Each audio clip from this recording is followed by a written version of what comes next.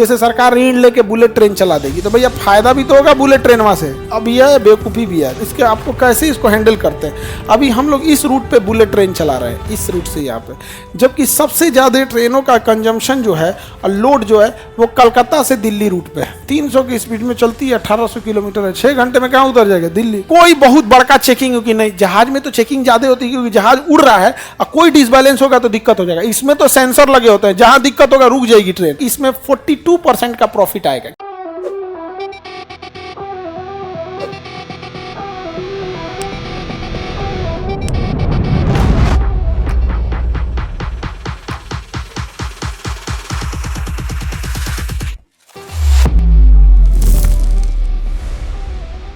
जैसे सरकार ऋण लेके बुलेट ट्रेन चला देगी तो भैया फायदा भी तो होगा बुलेट ट्रेन वहां से, रेवेन्यू भी तो होगा। उसी पैसा से उसका धीरे धीरे करके क्या चुका दिया जाएगा, ऋण चुका दिया जाएगा। क्या चुका दिया जाएगा, ऋण चुका दिया जाएगा। अपने से सोच के देखो, कल जैसे अभी संचित बिल लोन लेने में अगर सही जगह लोन का यूज करिएगा तो खतरनाक नहीं होता है, लेकिन अगर लोन लेके उसको गंवा दीजिएगा तो भैया तो बर्बादी हो जाएगी। अब तो लोन लेना समझदारी अब यह बेवकूफ़ी भी है, इसके आपको कैसे इसको हैंडल करते हैं। अभी हम लोग इस रूट पे बुलेट ट्रेन चला रहे हैं, इस रूट से यहाँ पे, जबकि सबसे ज़्यादा ट्रेनों का कंजम्पशन जो है और लोड जो है वो कलकत्ता से दिल्ली रूट पे है, कलकत्ता से दिल्ली रूट में, क्योंकि ये तीनों राज्य सबसे ज़्यादा जनसंख्या वाले हैं, यूपी बिहार बंगाल, यूपी बिहार बंगाल। अच्छा, इसको अगर अमृतसर तक खींच दिया जाए तो इधर से भी लोड कहाँ आता है, दिल्ली की ओर आता है, क्योंकि यहाँ से भी लोड कहाँ आएगा, अमृतसर, पंजाब यहाँ से। तो अगर कलकत्ता से अमृतसर तक के लिए अभी कोई बुलेट ट्रेन है नहीं है। ऑब्वियस बात है, अगर आ गई बुलेट ट्रेन तो जिनके पास पैसे हैं वो किस पे जाएंगे, बुलेट ट्रेन।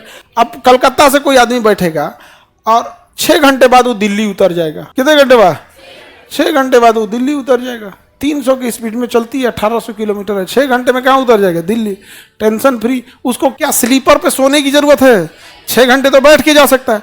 जब बैठ के जाएगा तो उसी ट्रेन में ज्यादा लोग अटेंगे कि कम लोग, ऑब्वियस बात है ज्यादा लोग। अब भैया हमारी ट्रेनें जगह 2 दिन ले लेती हैं तो कोई बैठ के जा ही नहीं सकता, तो मजबूरी में स्लीपर देना पड़ता है, और स्लीपर में फिर जगह कम रहेगा, जगह कम मारेगा। दूसरा, ये फटाक से पहुंचेगी तो रिटर्न भी फटाक से मार देगी, तो एक तो ज्यादा लोगों को ले भी गया, अब तुरंत रिटर्न आके भी लेके चला गया।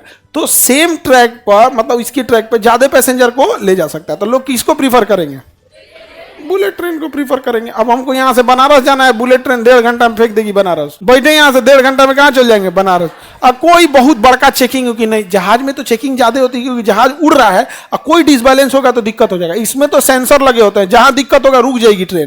जैसे बुलेट ट्रेन चल रही है, भूकंप आएगा तो रुक जाएगी, इमरजेंसी ब्रेक लग जाएगा, उसमें सारा सिस्टम लगा हुआ है। दूसरा, गिरबो करेगी तो जमीन पर रहेगी, उतना खतरनाक नहीं है जितना क्या है जहाज।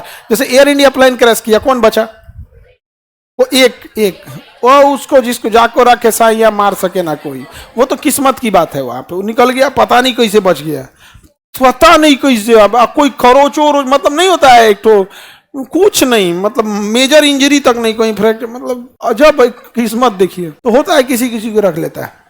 तो अगर हम इसे चला, अभी क्या हमारे पास ऐसा कोई प्रोजेक्ट है नहीं है, लेकिन अगर हम लोग इस बुलेट ट्रेन को चलाएं तो एक एवरेज होता है कि इसमें 42% का प्रॉफिट आएगा। कितने परसेंट का, 42% का प्रॉफिट आएगा।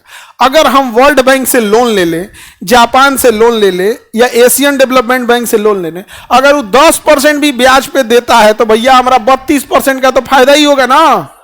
भैया हमारा प्रॉफिट कुछ नहीं चल रहा है तो क्या चल रहा है, नहीं मिल रहा है हमको, लेकिन अगर चला दिए तो हमको फायदा कितने परसेंट का, हम 10% क्या दे देंगे, ब्याजे दे देंगे, चल जाएंगे यहाँ नहीं हो जाएगा। तो लोन लेना, अगर आप लोन लेके अगर बिजनेस को स्टेबल कर देते हैं तब तक तो ठीक है, और लोन लिए हैं इसका मतलब पैसा नहीं है आपके पास, कम है।